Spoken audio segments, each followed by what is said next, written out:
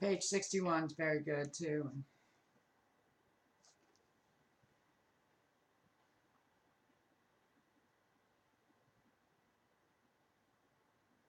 Outraged by the election of Abraham Lincoln, South Carolina did not even wait until he had been inaugurated before making its move. It seceded from the Union on December 20th, 1860, and 6 other Deep South states, Georgia, Florida, Alabama, Mississippi, Louisiana, and Texas, quickly followed suit. John must have been deeply disappointed by these developments, but he didn't let them keep him from pursuing his career. He signed on for a tour of northern cities in the spring of 1861, starting with an engagement in Rochester, New York. Meanwhile, a last attempt at a compromise in the U.S. Congress between the northern and southern positions on slavery failed, and in February 1861, Jefferson Davis was inaugurated as president of the 7 rebel Confederate States of America. At the time of Davis's inauguration, Abraham Lincoln was riding across the country by special train from his home in Illinois, heading toward his inauguration in Washington, D.C. Lincoln's train made a stop in Albany, New York, where John Wilkes Booth was performing in a series of plays. It is not known if Booth was in the huge crowd that greeted Lincoln in Albany, straining for a glimpse of the tall, gaunt president-elect. But many people in the hotel where Booth was staying heard John loudly denounce Lincoln and proclaim his own solidarity with the South. The actor's outrage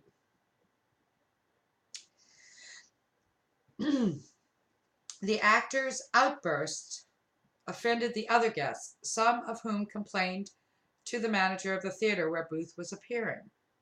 The manager took Booth aside, telling him he'd better watch what he said. Otherwise, he'd risk being booed off the stage, or worse. John Wilkes was outraged.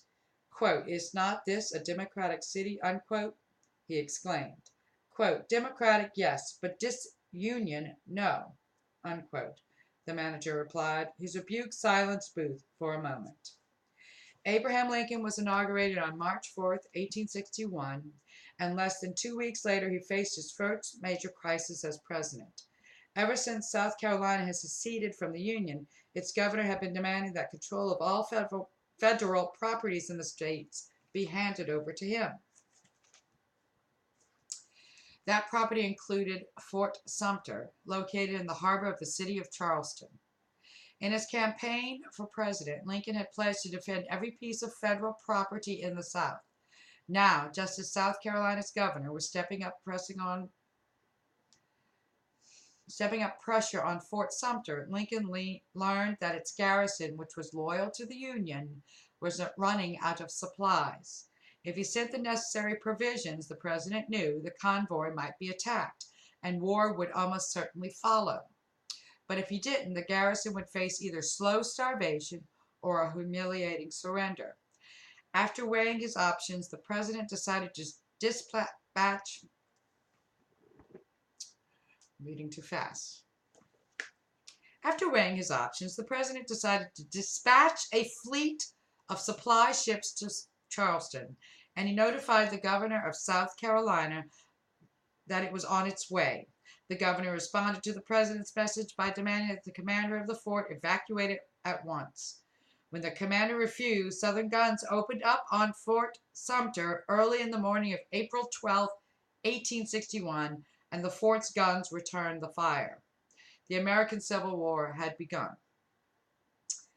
President Lincoln immediately called for the mobilization of an army of volunteers to fight the forces of the 7 Confederate states. His call became even more urgent when 4 additional southern states, Arkansas, North Carolina, Virginia, and Tennessee, joined the Confederacy. All across the North, eager young men rushed to enlist in the Union Army. In New York, new recruits drilled in the city's parks and paraded along Broadway, while crowds of excited onlookers sang the Star-Spangled Banner. Confederates on Fort Sumter.